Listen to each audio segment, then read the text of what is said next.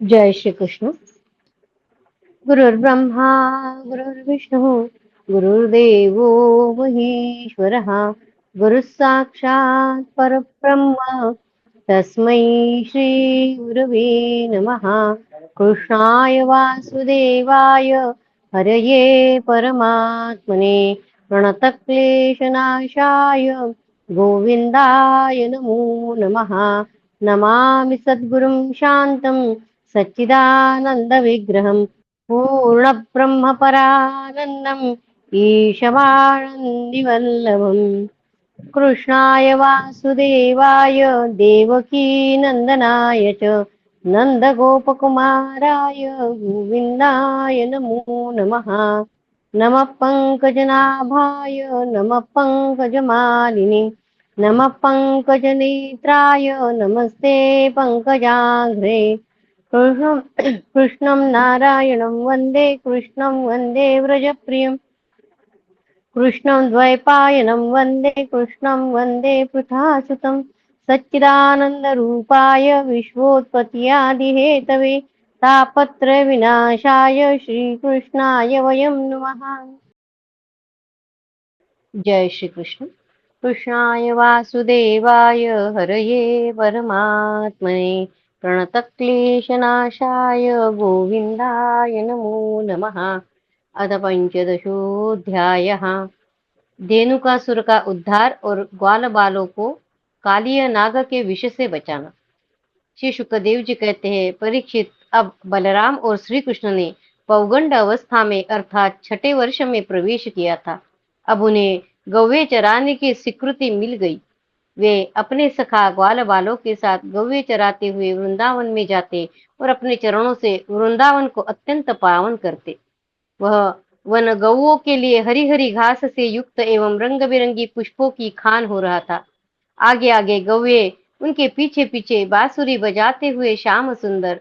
तदनंतर बलराम और फिर श्री कृष्ण के यश का गान करते हुए ग्वाल बाल इस प्रकार विहार करने के लिए उन्होंने उस वन में प्रवेश किया। उस वन में कहीं तो भंवरे बड़ी मधुर गुंजार कर रहे थे, कहीं झुंड के झुंड हरिण चौकड़ी भर रहे थे और कहीं सुंदर सुंदर पक्षी चहक रहे थे। बड़े ही सुंदर सुंदर सरोवर थे, जिनका जल महात्माओं के हृदय के समान स्वच्छ और निर्मल था। उनमें खिले हुए कमलों के सौरभ से सुवासित होकर शीतल मंद सुगंध वायु उस वन की सेवा कर रही थी। इतना मनोहर था वह वन कि उसे देखकर भगवान ने मन ही मन उसमें विहार करने का संकल्प किया। पुरुषोत्तम भगवान ने देखा कि बड़े बड़े वृक्ष फल और फूलों के भार से झुककर अपनी डालियों और नूतन कपोलों की लालिमा से उनके चरणों का स्पर्श कर रहे थे। डालियां इसलिए झुकी है कि भगवान के चरणों का स्पर्श कर सके। तब उन्होंने बड़े आनंद से कुछ मुस्कुराते हुए से अपने बड़े भाई बलराम जी से कहा। भगवान श्री कृष्ण ने कहा, देव शिरोमणि, ये तो बड़े बड़े देवता आपके चरण कमलों की पूजा करते हैं, परंतु देखिए तो ये वृक्ष भी अपनी डालियों से सुंदर पुष्प और फलों की सामग्री लेकर आपके चरण कमलों में झुक रहे हैं, नमस्कार कर रहे हैं। क्यों न हो, इन्होंने इसी सौभाग्य के लिए तथा अपना दर्शन एवं श्रवण करने वालों के अज्ञान का नाश करने के लिए ही तो वृंदावन धाम में वृक्ष योनि ग्रहण की है। इनका जीवन धन्य है। यद्यपि आप इस वृंदावन में अपने ऐश्वर्य रूप को छिपाकर बालकों की सी लीला कर रहे हैं, फिर भी आपके श्रेष्ठ भक्त मुनिगण अपने इष्ट देव को पहचान कर यहाँ भी प्राय आपने अपने ऐश्वर्य रूप को छिपाकर बालक जैसे आप लीला कर रहे हैं, पर आपके जो भक्त है, श्रेष्ठ भक्त या मुनिगण है, वो आपको पहचान कर यानी इष्ट देव को अपने पहचान कर यहाँ पर भी यानी वृंदावन में भी भौरों के रूप में आपके भुवन पावन यश का निरंतर गान करते हुए आपके भजन में लगे रहते हैं। वे एक क्षण के लिए भी आपको नहीं छोड़ना चाहते हैं। वास्तव में आप ही स्तुति करने योग्य है। देखिए, आपको अपने घर आया देख ये मोर आपके दर्शनों से आनंदित होकर नाच रहे हैं। हरणिया मृगनयनी गोपियों के समान अपनी प्रेम भरी तिरछी चितवन से आपके प्रति प्रेम प्रकट कर रही है, आपको प्रसन्न कर रही है। ये कोयलें अपनी मधुर कुहू कुहू ध्वनि से आपका कितना सुंदर स्वागत कर रही है। ये वनवासी होने पर भी धन्य है, क्योंकि सत्पुरुषों का स्वभाव स्वभाव ही ऐसा होता है कि वे घर आए अतिथि को अपनी प्रिय से प्रिय वस्तु भेंट कर देते हैं। सत्पुरुषों का स्वभाव ही ऐसा होता है कि वे घर आए अतिथि को अपनी प्रिय से प्रिय वस्तु भेंट कर देते। यहाँ भगवान वन में गए हैं और वहां पे जो भी पक्षी है, पशु है या वृक्ष है, वो सब भगवान को उनके पास जो कुछ अच्छा है वो दे रहे हैं। आज यहाँ की भूमि अपनी हरी हरी घास के साथ आपके चरणों का स्पर्श प्राप्त करके धन्य हो रही है। यहाँ के वृक्ष, लताएं और झाड़ियां आपकी उंगलियों का स्पर्श पाकर अपना अहोभाग्य मान रही है। आपकी दया भरी चितवन से नदी, पर्वत, पशु पक्षी सब कृतार्थ हो रहे हैं और ब्रज की गोपियां आपके वक्षस्थल का स्पर्श प्राप्त करके, जिसके लिए स्वयं लक्ष्मी भी लालायित रहती है, धन्य धन्य हो रही है। श्री सुखदेव जी कहते हैं, परीक्षित, इस प्रकार परम सुंदर वृंदावन को देखकर भगवान श्री कृष्ण बहुत ही आनंदित हुए। वे अपने सखा ग्वाल बालों के साथ गोवर्धन की तराई में यमुना तट पर गौओं को चराते हुए अनेक प्रकार की लीलाएं करने लगे। एक और ग्वाल बाल भगवान श्री कृष्ण के चरित्रों की मधुर तान छेड़े रहते हैं, तो दूसरी ओर बलराम जी के साथ वनमाला पहने हुए श्री कृष्ण मतवाले भौरों की सुरहली गुनगुनाहट में अपना स्वर मिलाकर मधुर संगीत आलापने लगते हैं। कभी कभी श्री कृष्ण कूजते हुए राजहंसों के साथ स्वयं भी कूजने लगते हैं और कभी नाचते हुए मोरों के साथ स्वयं ही ठुमक ठुमक नाचने लगते हैं और ऐसा नाचते हैं कि मयूरों को उपहासास्पद बना देते हैं। कभी कभी मेघ के समान गंभीर वाणी से दूर गए हुए पशुओं को उनका नाम ले लेकर बड़े प्रेम से पुकारते हैं। उनके कंठ की मधुर ध्वनि सुनकर गायों और ग्वाल बालों का चित्त भी अपने वश में नहीं रहता। कभी चकोर, क्रौंच, चकवा, भरदूल और मोर आदि पक्षियों से बोली बोलते, तो कभी बाघ, सिंह आदि की गर्जना से डरे हुए जीवों के समान स्वयं भी भयभीत की सी लीला करते हैं। जब बलराम जी ने खेलते खेलते थक कर किसी बाल की गोद के तकिए पर सर रखकर लेट जाते, तब श्री कृष्ण उनके पैर दबाने लगते, पंखा झलने लगते और इस प्रकार अपने बड़े भाई की थकावट दूर करते। जब ग्वाल बाल नाचने गाने लगते अथवा ताल ठोक ठोक कर एक दूसरे से कुश्ती लड़ने लगते, तब श्याम और राम दोनों भाई हाथ में हाथ डालकर खड़े हो जाते और हंस हंस कर वाह वाह करते। कभी कभी स्वयं श्री कृष्ण भी ग्वाल बालों के साथ कुश्ती लड़ते लड़ते थक जाते तथा किसी सुंदर वृक्ष के नीचे कोमल पल्लवों की सेज पर किसी ग्वाल बाल की गोद में सिर रखकर लेट जाते। उस समय कोई कोई पुण्य के मूर्तिमान स्वरूप ग्वाल बाल महात्मा श्री कृष्ण के चरण दबाने लगते और दूसरे निष्पाप बालक उन्हें खड़े खड़े पत्तों या अंगोछियों से पंखा झलने लगते। किसी किसी के हृदय में प्रेम की धारा उमड़ आती, तो वह धीरे धीरे उदार शिरोमणि परम मनस्वी श्री कृष्ण की लीलाओं के अनुरूप उनके मन को प्रिय लगने वाले मनोहर गीत गाने लगता है। भगवान ने इस प्रकार अपनी योग माया से अपने ऐश्वर्यमय स्वरूप को छिपा रखा था। वे ऐसी लीलाएं करते जो ठीक ठीक गोप बालों की सी ही मालूम पड़ती। अपने ऐश्वर्य को छिपा रखा और जो लीला कर रहे वो गोप बालों के जैसे कर रहे हैं। भगवान स्वयं भगवती लक्ष्मी जिनके चरण कमलों की सेवा में संलग्न रहती है, वे ही भगवान इन ग्रामीण बालकों के साथ बड़े प्रेम से ग्रामीण खेल खेला करते थे। परीक्षित, ऐसा होने पर भी कभी कभी उनकी ऐश्वर्यमयी लीलाएं प्रकट भी हो जाया करती है।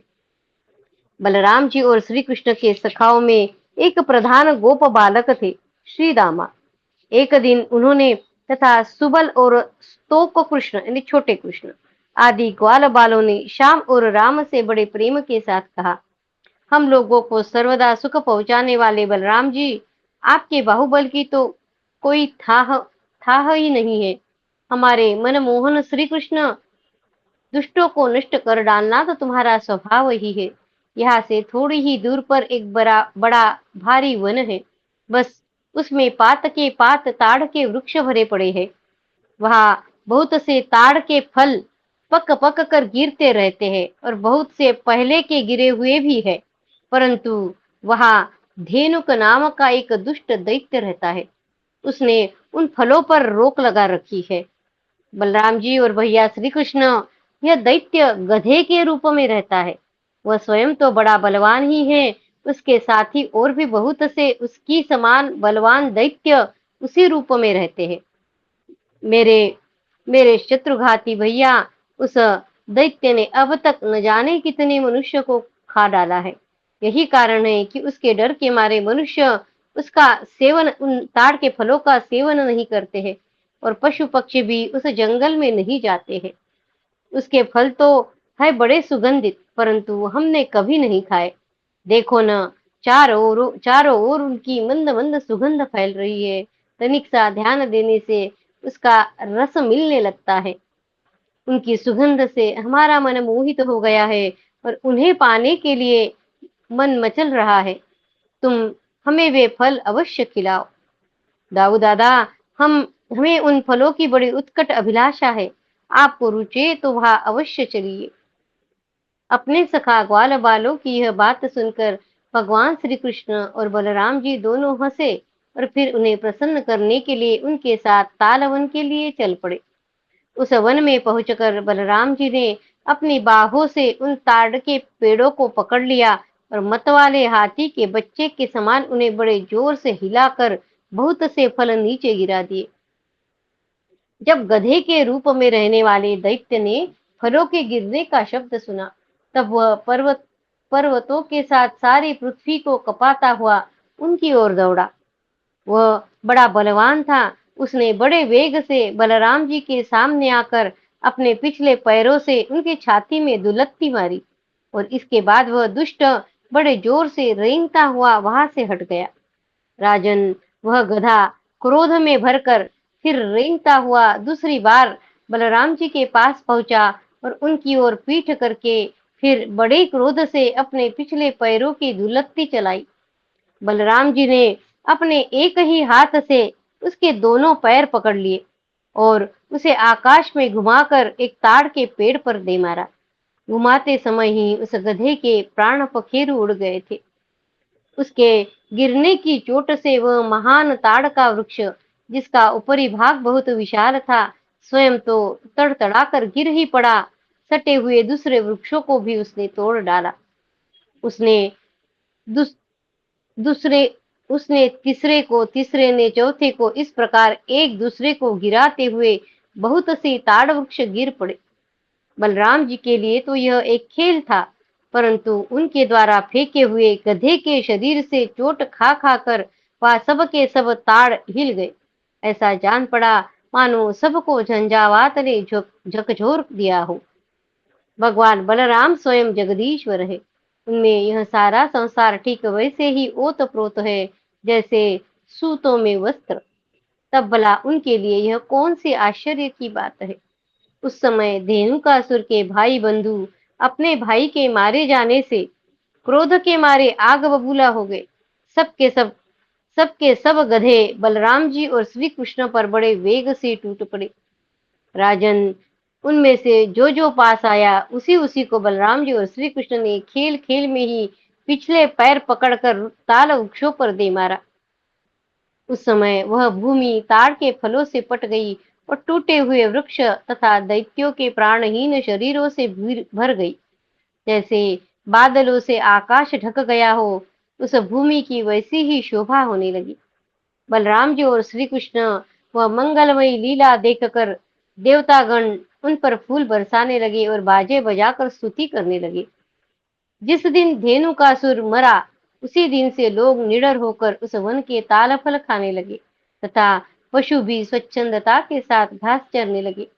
इसके बाद कमल दल लोचन भगवान श्री कृष्ण बड़े भाई बलराम जी के साथ व्रज में आए। उस समय उनके साथी ग्वाल बाल उनके पीछे पीछे चलते हुए उनकी स्तुति करते जाते थे। क्यों न हो, भगवान की लीलाओं का श्रवण कीर्तन ही सबसे बढ़कर पवित्र जो है। ग्वाल बाल उनके पीछे पीछे चलते हुए उनकी स्तुति करते जाते थे। इसके बारे में बता रहे कि भगवान की लीलाओं का श्रवण और कीर्तन ही सबसे बढ़कर पवित्र जो है। उस समय श्री कृष्ण की घुघराली अलकों पर गौओं के खुरों से उड़ उड़कर धूली पड़ी हुई थी। सिर पर मोर पंख का मुकुट था और बालों में सुंदर सुंदर जंगली पुष्प गुथे हुए थे। उनके नेत्रों में मधुर चितवन और मुख पर मनोहर मुस्कान थी। वे मधुर मधुर मुरली बजा रहे थे और साथ ही ग्वाल बाल उनकी ललित कीर्ति का गान कर रहे थे। मुंशी की ध्वनि सुनकर बहुत सी गोपियां एक साथ ही ब्रज से बाहर निकल आई। उनकी आंखें न जाने कब से श्री कृष्ण के दर्शन के लिए तरस रही थी। गोपियों ने अपने नेत्र रूप भ्रमरों से भगवान के मुखारविंद का मकरंद रस पान करके दिन भर के विरह की जलन शांत की। और भगवान ने भी उनकी लाज भरी हंसी तथा विनय से युक्त प्रेम भरी तिरछी चितवन का सत्कार स्वीकार करके ब्रज में प्रवेश किया। उधर यशोदा मैया और रोहिणी जी का हृदय वात्सल्य स्नेह से उमड़ रहा था। उन्होंने श्याम और राम के घर पहुंचते ही उनकी इच्छा के अनुसार तथा समय के अनुरूप पहले से ही सोच संजो कर रखी हुई वस्तुएं उन्हें खिलाई पिलाई और पहनाई। माताओं ने तेल बटन आदि लगाकर स्नान कराया। इससे उनकी दिन भर घूमने फिरने की मार्ग की थकान दूर हो गई। फिर उन्होंने सुंदर वस्त्र पहनाकर दिव्य पुष्पों की माला पहनाई तथा चंदन लगाया। तत्पश्चात दोनों भाइयों ने माताओं का परोसा हुआ स्वादिष्ट अन्न भोजन किया। इसके बाद बड़े लाड़ प्यार से दुलार दुलार कर यशोदा और रोहिणी ने उन्हें सुंदर शैया पर सुलाया। श्याम और राम बड़े आराम से सो गए। भगवान श्री कृष्ण की इस प्रकार वृंदावन में अनेकों भगवान श्री कृष्ण इस प्रकार वृंदावन में अनेकों लीला करते। एक दिन अपने सखा ग्वाल बालों के साथ में यमुना तट पर गए। राजन, उस दिन बलराम जी उनके साथ नहीं थे, भगवान अकेले गए हैं। उस समय जेठ या आषाढ़ के घाम से गौवे और ग्वाल बाल अत्यंत पीड़ित हो रहे थे। प्यास से उनका कंठ सूख रहा था, इसलिए उन्होंने यमुना जी का विषैला जल पी लिया।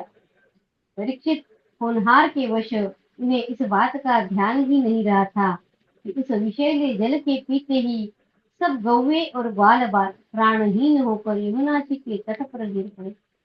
उन्हें ऐसी अवस्था में देखकर योगेश्वरों के भी ईश्वर भगवान श्री कृष्ण ने अपनी अमृत बरसाने वाली दृष्टि से उन्हें जीवित कर दिया। उनके स्वामी और सर्वस्व तो एकमात्र श्री कृष्ण ही थे। परीक्षित चेतना आने पर सब यमुना जी के तट पर उठ खड़े हुए और आश्चर्यचकित होकर एक दूसरे की ओर देखने लगे। राजन, अंत में उन्होंने यही निश्चय किया कि हम लोग विषैला जल पी लेने के कारण मर चुके थे, परंतु हमारे श्री कृष्ण ने अपनी अनुग्रह भरी दृष्टि से देखकर हमें फिर से जिला दिया है। इति श्रीमद्भागवते महापुराणे पारमहंस्यां संहितायां दशमस्कन्धे पूर्वार्धे धेनुकवधो नाम पञ्चदशोऽध्यायः। कृष्णाय वासुदेवाय हरये परमात्मने प्रणतक्लेशनाशाय गोविन्दाय नमो नमः। ॐ नमो भगवते वासुदेवाय। ॐ नमो भगवते वासुदेवाय। अथ षोडशोऽध्याय कालिया पर कृपा। श्री सुखदेव जी कहते हैं, परीक्षित, भगवान श्री कृष्ण ने देखा कि महाविषधर कालिय नाग ने यमुना जी का जल विषैला कर दिया है। तब यमुना जी को शुद्ध करने के विचार से उन्होंने वहां से उस सर्प को निकाल दिया।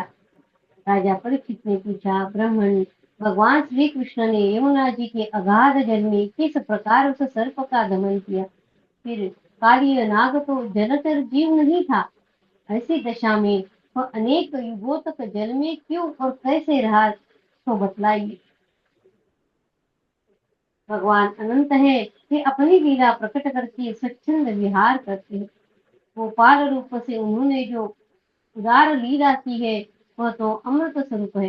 भला उसके सेवन से कौन तृप्त हो सकता है? ऋषिपदेव जी ने कहा, परीक्षित, यमुना जी में नामक नाग का एक कुंड था। उसका जल विष की गर्मी से खौलता रहता था। यहाँ तक कि उसके ऊपर उड़ने वाले पक्षी भी झुलसकर उसमें गिर जाया करती थी। उसके विषैले जल की उछाल तरंगों का स्पर्श करके तथा उसकी छोटी छोटी बूंदें लेकर जब वायु बाहर आती तो तट के घास पात वृक्ष पशु पक्षी आदि का स्पर्श करती, तब वे उसी समय मर जाते थे। वायु का उस यमुना के तट पर उस विषैला इतना जल है कि उसके वायु से भी पशु पक्षी और सब मर जाते थे। भगवान का अवतार तो विष्णु का दमन करने के लिए होता है।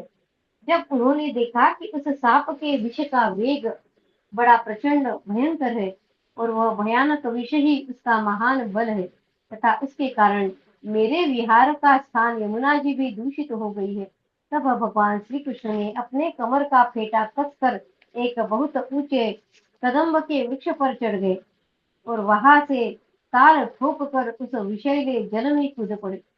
यमुना जी का जल सांप के विष के कारण पहले से ही खौल रहा था। उसकी तरंगे लाल पीली और अत्यंत भयंकर उठ रही थी। पुरुषोत्तम भगवान श्री कृष्ण के कूद पड़ने से उसका जल और भी उछलने लगा। इस समय तो कालीय दह का जल इधर उधर उछल कर 400 हाथ तक फैल गया। अत्यंत अनंत बलशाली भगवान श्री कृष्ण के लिए इसमें कोई आश्चर्य की बात नहीं है।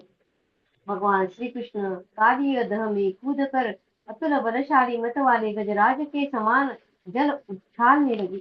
इस प्रकार जल क्रीड़ा करने पर उनकी भुजाओं की टक्कर से जल में बड़े जोर का शब्द होने लगा। आंख से ही सुनने वाले कालीय नाग ने वह आवाज सुनी और देखा कि कोई मेरे निवास स्थान का तिरस्कार कर रहा है। उसे यह सहन न हुआ, वो चिढ़कर भगवान श्री कृष्ण के सामने आ गया। उसे देखा कि सामने एक सांवला सलोना बालक है। वर्षाकालीन मेघ के समान अत्यंत सुकुमार शरीर है। उसमें लगकर आंखें हटने का नाम ही नहीं लेती। भगवान इतने सुंदर है, जो उनको एक बार देखे तो उनकी आंखें नहीं हटती थी। उसमें उसमें लगकर आंखें हटने का नाम ही नहीं लेती। उसके वक्ष स्थल पर एक सुनहरी रेखा श्रीवत्स का चिन्ह है और वह पीले रंग का वस्त्र धारण किए हुए है। बड़े मधुर एवं मनोहर मुख पर मंद मंद मुस्कान अत्यंत शोभायमान हो रही है। चरण इतने सुकुमार और सुंदर है, मानो कमल की गद्दी हो। इतना आकर्षक रूप होने पर भी जब कालिय नाग ने देखा कि बालक तनिक भी न डरकर इस विषैले जल में मौज से खेल रहा है, तब उसका क्रोध और भी बढ़ गया। उसने श्री कृष्ण को मर्म स्थानों में डसकर अपने शरीर के बंधन से उन्हें जकड़ लिया। भगवान श्री कृष्ण नागपाश में बंधकर निश्चेष्ट हो गए। यह देखकर उनके प्यारे सखा ग्वाल बाल बहुत ही पीड़ित हुए और उसी समय दुख पश्चाताप और भय से मूर्छित होकर पृथ्वी पर गिर पड़े, क्योंकि उन्होंने अपने शरीर, सुहृद, धन संपत्ति, स्त्री, पुत्र और भोग और कामनाएं सब कुछ भगवान श्री कृष्ण को समर्पित कर रखा था। गाय, बैल, बच्चियां और बछड़े बड़े दुख से डकराने लगे। श्री कृष्ण की ओर ही उनकी टकटकी बंध रही थी। वे डर कर इस प्रकार खड़े हो गए मानो रो रहे हो। उस समय उनका शरीर हिलता डोलता तक न था। इधर ब्रज में पृथ्वी, आकाश और शरीर में बड़े भयंकर भयंकर तीनों प्रकार के उत्पात उठ खड़े हुए, जो इस बात की सूचना दे रहे थे कि बहुत ही शीघ्र कोई अशुभ घटना घटने वाली हो। नंद बाबा आदि गोपों ने पहले तो उन अपशकुनों को देखा और पीछे से यह जाना कि आज श्री कृष्ण बिना बलराम के ही गाय चराने चले गए। वे भय से व्याकुल हो गए। वे भगवान का प्रभाव नहीं जानते थे, इसलिए उन अशकुनों को देखकर उनके मन में यह बात आई कि आज तो श्री कृष्ण की मृत्यु ही हो गई होगी। वे उसी क्षण दुख, शोक और भय से आतुर हो गए कि उन्होंने श्री कृष्ण ही उनके प्राण, मन और सर्वस्व जो थे। प्रिय परीक्षित, ब्रज के बालक, वृद्ध और स्त्रियों का स्वभाव गायों जैसा ही वात्सल्यपूर्ण था। वे मन में ऐसी बात आते ही अत्यंत दीन हो गए और अपने प्यारे कन्हैया को देखने की उत्कट लालसा से घर द्वार छोड़कर निकल पड़े। बलराम जी स्वयं भगवान के स्वरूप और सर्वशक्तिमान है। उन्होंने जो ब्रजवासियों को इतना कातर और इतना आतुर देखा, तब उन्हें हंसी आ गई, परंतु वे कुछ बोले नहीं, चुप ही रहे, क्योंकि वे अपने छोटे भाई श्री कृष्ण का प्रभाव भली भांति जानते थे। ब्रजवासी अपने प्यारे श्री कृष्ण को ढूंढने लगे। कोई अधिक कठिनाई न हुई, क्योंकि मार्ग में उन्हें भगवान के चरण चिन्ह मिलते जाते थे। जौ, कमल, अंकुश आदि से युक्त होने के कारण उन्हें पहचान हो जाती थी। ये भगवान के चरण कमल का वर्णन है जो पृथ्वी पर दिख रहे हैं। जौ, कमल और अंकुश आदि से युक्त होने के कारण उन्हें पहचान हो जाती थी। इस प्रकार वे यमुना तट की ओर जाने लगे। परीक्षित, मार्ग में गौओं और दूसरों के चरण चिन्हों के बीच बीच में भगवान के चरण चिन्ह भी दिख जाते थे। उनके कमल, जौ, अंकुश, वज्र और ध्वजा के चिन्ह बहुत ही स्पष्ट थे। उन्हें देखते हुए वे बहुत शीघ्रता से चले। उन्होंने दूर से ही देखा कि कालीय दह में कालीय नाग के शरीर से बंधे हुए श्री कृष्ण चेष्टाहीन हो रहे हैं। कुंड के किनारे पर कुंड के किनारे पर ग्वाल बाल अचेत पड़े हुए हैं और गौवे, बैल, बछड़े आदि बड़े आर्त स्वर से टकरा रहे हैं। यह सब देख कर वे सब गोप अत्यंत व्याकुल हो अंत में मूर्छित हो गए। गोपियों का मन अत्यंत गुण गुणनिलय भगवान श्री कृष्ण के प्रेम के रंग में रंगा हुआ था। वे तो नित्य निरंतर भगवान के सौहार्द, उनकी मधुर मुस्कान, प्रेम भरी चितवन तथा मीठी वाणी का ही स्मरण करती रहती थी। जब उन्होंने देखा कि हमारे प्रियतम श्याम सुंदर को काले सांप ने जकड़ रखा है, तब तो उनके हृदय में बड़ा ही दुख और बड़ी ही जलन हुई। अपने प्राण वल्लभ जीवन सर्वस्व के बिना उन्हें तीनों लोक शून्य दिखाई देने लगे। माता यशोदा तो अपने लाडले लाल के पीछे काली दह में कूदने ही जा रही थी, परंतु गोपियों ने उन्हें पकड़ लिया। उनके हृदय में भी वैसी ही पीड़ा थी। उनकी आंखों से भी आंसुओं की झड़ी लगी हुई थी। सबकी आंखें श्री कृष्ण के मुख कमल पर लगी थी।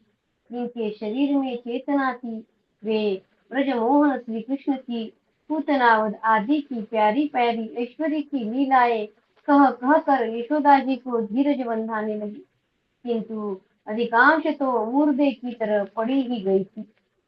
परीक्षित, नंद बाबा आदि के जीवन प्राण तो श्री कृष्ण ही थे। वे श्री कृष्ण के लिए काली दह में घुसने लगे।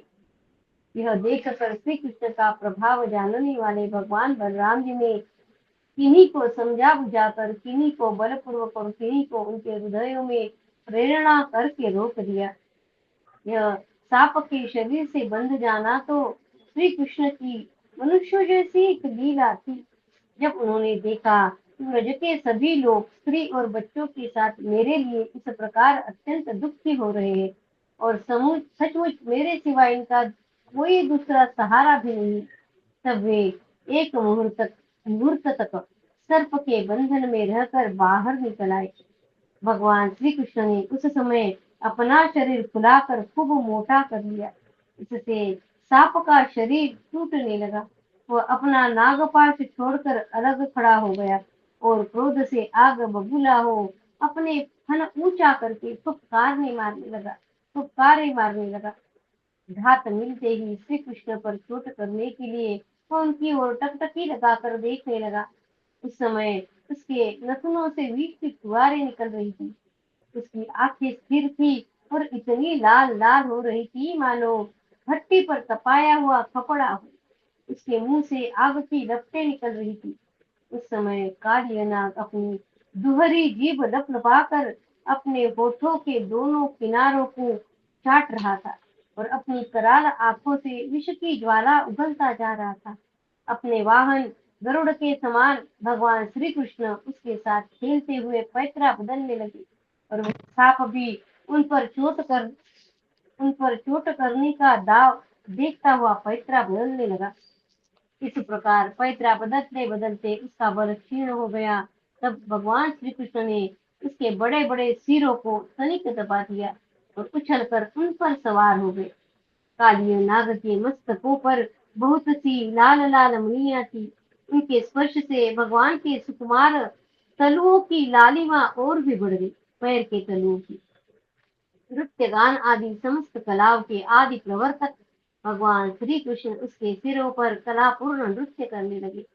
भगवान के प्यारे भक्त गंधर्व सिद्ध देवता चारण और देवांगनाओं ने जब देखा भगवान नृत्य करना चाहते हैं, तब वे बड़े प्रेम से मृदंग ढोल नगारे आदि बाजे बजाते हुए सुंदर सुंदर गीत गाते हुए पुष्पों की वर्षा करते हुए और अपने को निछावर करते हुए भेंट ले लेकर उसी समय भगवान के पास आ पहुंचे। कालिय नाग के 101 सिर थे। वह अपने जिस सिर को नहीं झुकाता था, उसको प्रचंड दंडधारी भगवान अपने पैरों की चोट से कुचल डालते। इससे कालिय नाग की जीवन शक्ति क्षीण हो चली। वह मुंह मुंह और नथुनों से खून उगलने लगा। अंत में चक्कर काटते काटते वह बेहोश हो गया। कभी कभी चेत होता तो वह अपनी आंखों से विष उगलने लगता और क्रोध के मारे जोर जोर से फुफकारे मारने लगता। इस प्रकार वह अपने सिरों में से जिस सिर को ऊपर उठाता, उसी को नाचते हुए भगवान श्री कृष्ण अपने चरणों की ठोकर से झुकाकर रौंद डालते। उस समय पुराण पुरुषोत्तम भगवान श्री कृष्ण के चरणों पर जो खून की बूंदें पड़ती थी, उनसे ऐसा मालूम होता था मानो रक्त पुष्पों से उनकी पूजा की जा रही हो। भगवान के इस अद्भुत तांडव नृत्य से काव्य के फल रूप छत्ते छिन्न भिन्न हो गए। उसका एक एक अंग चूर चूर हो गया और मुंह से खून की उल्टी होने लगी। तब उसे सारे जगत के आदि शिक्षक पुराण पुरुष भगवान नारायण की स्तुति हुई। वह मन ही मन भगवान की शरण में गया। भगवान श्री कृष्ण के उदर में संपूर्ण विश्व है, इसलिए उनके भारी बोझ से काली नाग के शरीर की एक एक गांठ ढीली पड़ गई। उनके एड़ियों की चोट से उसके छत्र के समान फन छिन्न भिन्न हो गए। अपने पति की यह दशा देखकर उसकी पत्नियां काली नाग की उसकी पत्नियां भगवान की शरण में आई। वे अत्यंत आतुर हो रही थी। भय के मारे उनके वस्त्राभूषण अस्त व्यस्त हो रहे थे और केश की चोटियां भी बिखर रही थी। उस समय उन साध्वी नाग पत्नियों के चित्त में बड़ी घबराहट हुई। अपने बालकों को आगे करके वे पृथ्वी पर लौट गई और हाथ जोड़कर उन्होंने समस्त प्राणियों के एकमात्र स्वामी भगवान श्री कृष्ण को प्रणाम किया। भगवान श्री कृष्ण को शरणागत वत्सल जानकर अपने अपराधी पति को छुड़ाने की इच्छा से उन्होंने उनकी शरण ग्रहण की। नाग पत्नियों ने कहा, प्रभु, आपका यह अवतार ही दुष्टों को दंड देने के लिए हुआ है, इसलिए इस अपराधी को दंड देना सर्वथा उचित है। आपकी दृष्टि में शत्रु और पुत्र का कोई भेदभाव नहीं है, इसलिए आप जो किसी को दंड देते हैं वह उसके पापों का प्रायश्चित कराने और उसका परम कल्याण करने के लिए ही है। आप किसी यानी भगवान किसी को दंड देते हैं तो वह उसके पापों का प्रायश्चित कराने के लिए और उसका परम कल्याण करने के लिए ही है। आपने हम लोगों पर यह बड़ा ही अनुग्रह किया। यह तो आपका कृपा प्रसाद ही है, क्योंकि आप जो दुष्टों को दंड देते हैं उससे उनके सारे पाप नष्ट हो जाते हैं। इस सर्प के अपराधी होने में तो कोई संदेह ही नहीं था। यदि यह अपराधी न होता तो इसे सर्प की योनि क्यों मिलती। इसलिए हम सच्चे हृदय से आपके इस क्रोध को भी आपका अनुग्रह ही समझती है। अवश्य ही पूर्व जन्म में इसने स्वयं मान रहित होकर और दूसरों का सम्मान करते हुए कोई बहुत बड़ी तपस्या की है। पूर्व जन्म में इसने स्वयं मान रहित होकर या दूसरों का सम्मान करते हुए कोई बहुत बड़ी तपस्या की है, अथवा सब जीवों पर दया करते हुए इसने कोई बहुत बड़ा धर्म किया है। तभी तो आप इसके ऊपर संतुष्ट हुए हैं, क्योंकि सर्वजीव स्वरूप आपकी प्रसन्नता का यही उपाय है। भगवान, हम नहीं समझ पाती कि यह इसकी किस साधना का फल है, जो यह आपके चरण कमलों की धूल का स्पर्श पाने का अधिकारी हुआ है। आपके चरणों की रज इतनी दुर्लभ है कि उसके लिए आपकी अर्धांगिनी लक्ष्मी जी को भी बहुत दिनों तक समस्त भोगों का त्याग करके नियमों का पालन करते हुए तपस्या करनी पड़ी थी। प्रभु, जो आपके चरणों की धूलि की शरण लेते हैं, वे भक्तजन स्वर्ग का राज्य या पृथ्वी की बादशाही नहीं चाहते, न वे रसातल का ही राज्य चाहते और न तो ब्रह्मा का पद ही लेना चाहते। उन्हें अनिमादि योग सिद्धियों की भी चाह नहीं होती, यहाँ तक कि वे जन्म मृत्यु से छुड़ाने वाले कैवल्य मोक्ष की भी इच्छा नहीं करते, जिनको भगवान के चरणों की धूल की शरण मिल जाती है। उनके बारे में बता रहे, यह नागराज तमोगुणी योनि में उत्पन्न हुआ है और अत्यंत क्रोधी है, फिर भी इसे आपकी वह परम पवित्र चरण रज प्राप्त हुई है, जो दूसरों के लिए सर्वथा दुर्लभ है, तथा जिसको प्राप्त करने की इच्छा मात्र से ही संसार चक्र में पड़े हुए जीवों को संसार के वैभव संपत्ति की जो बात ही क्या, मोक्ष की भी प्राप्ति हो जाती है। प्रभु, हम आपको प्रणाम करती है। आप अनंत एवं अचिंत्य ऐश्वर्य के नित्य धनी है, नित्य निधि है। आप सबके अंतकरणों में विराजमान होने पर भी अनंत है। आप समस्त प्राणियों और पदार्थों के आश्रय तथा सब पदार्थों के रूप में भी विद्यमान है। आप प्रकृति से परे स्वयं परमात्मा है। आप सब प्रकार के ज्ञान और अनुभवों के खजाने हैं। आपकी महिमा और शक्ति अनंत है। आपका स्वरूप अप्राकृत दिव्य दिव्य चिन्मय है। प्राकृतिक गुणों एवं विकारों का आप कभी स्पर्श ही नहीं करते। आप ही ब्रह्म है। हम आपको नमस्कार कर रहे हैं। आप प्रकृति में क्षोभ उत्पन्न करने वाले काल शक्ति के आश्रय है और काल के क्षण कल्प आदि समस्त अवयवों के साक्षी है। आप विश्व रूप होते हुए भी उससे अलग रहकर उसके दृष्टा है। आप उसके बनाने वाले निमित्त कारण तो है ही, उसके रूप में बनने वाले उपादान कारण भी है। प्रभु, पंचभूत, उनकी तन मात्राएं, इंद्रिया, प्राण, मन, बुद्धि और इन सबका खजाना चित्त, ये सब आप ही है। तीनों गुण और उनके कार्यों में होने वाले अभिमान के द्वारा आपने अपने साक्षात्कार को छिपा रखा है।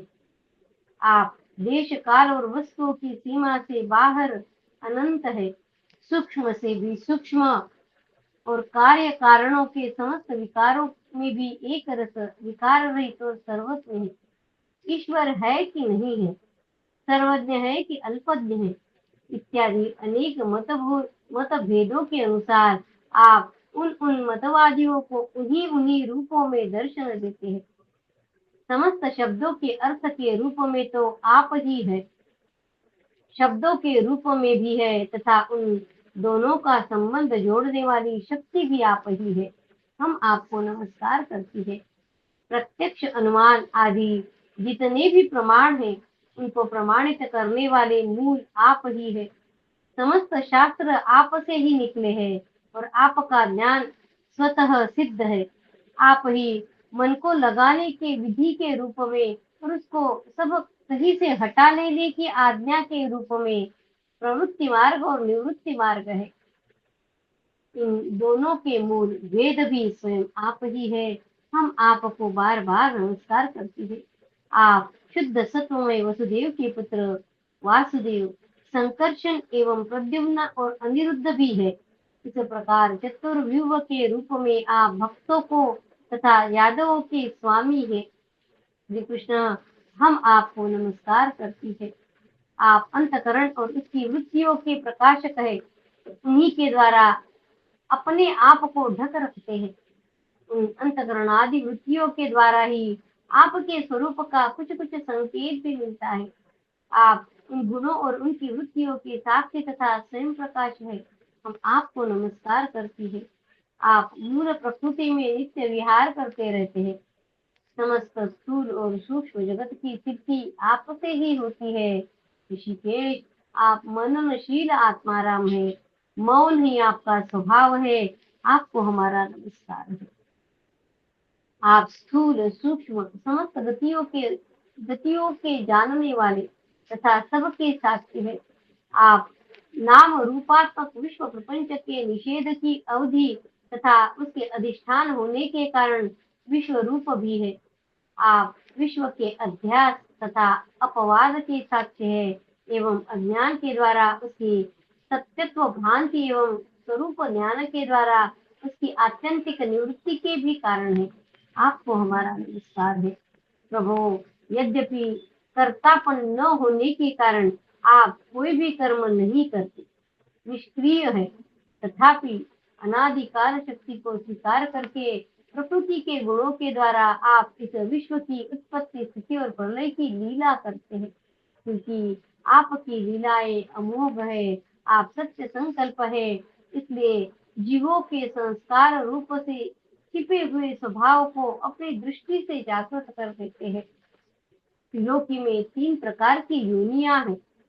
सत्वगुण प्रधान शांत, रजोगुण प्रधान अशांत और तमोगुण प्रधान मूढ़। ये सब की सब आपकी लीला मूर्तियां है।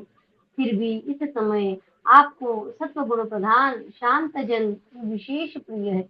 भगवान को सत्वगुण प्रधान जो शांत है वही प्रिय है, क्योंकि आपका यह अवतार और ये लीलाएं साधु जनों की रक्षा तथा धर्म की रक्षा एवं विस्तार के लिए ही है। स्वामी को एक बार अपनी प्रजा का अपराध सह लेना चाहिए। यह मूढ़ है, आपको पहचानता नहीं है, इसलिए इसे क्षमा कर दीजिए। नागपत्नियां भगवान से बोल रही है कि इसे क्षमा कर दीजिए, इस कालिया नागपत्नी। भगवान आप कृपा कीजिए, अब यह सर्प मरने ही वाला है। साधु पुरुष सदा से ही हम अबलाओं पर दया करते आए हैं, अतः आप हमें हमारे प्राण स्वरूप पतिदेव को दे दीजिए। हम आपकी दासी है, हमें आप आज्ञा दीजिए, आपकी क्या सेवा करें, क्योंकि जो श्रद्धा के साथ आपकी आज्ञाओं का पालन आपकी सेवा करता है वह सब प्रकार के भयों से छुटकारा पा जाता है।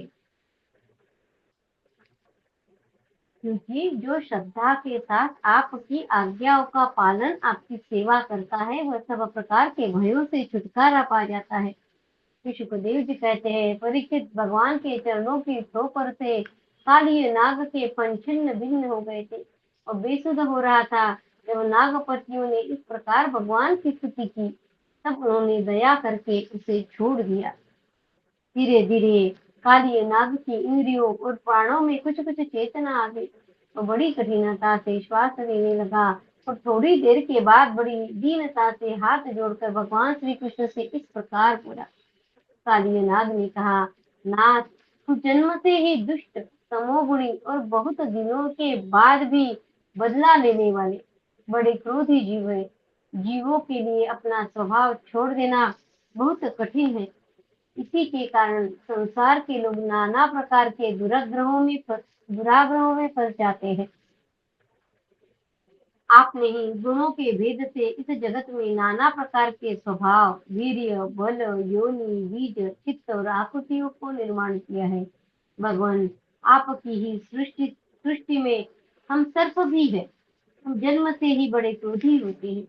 हम इस माया के चक्कर में स्वयं मोहित हो रहे हैं, फिर अपने प्रयत्न से इस दुष्ट माया का त्याग कैसा करें। आप सर्वज्ञ और संपूर्ण जगत के स्वामी हैं। आप ही हमारे स्वभाव और इस माया के कारण हैं। अब आप अपनी इच्छा से जैसा ठीक कृपा कीजिए या दंड दीजिए। सुखदेव जी कहते हैं, काली नाग की बात सुनकर लीला मनुष्य भगवान श्री कृष्ण ने कहा, सर्प, अब तुझे यहाँ नहीं रहना चाहिए। तुम अपने जाति भाई, पुत्र एवं स्त्रियों के साथ शीघ्र ही यहाँ से समुद्र में चला जा।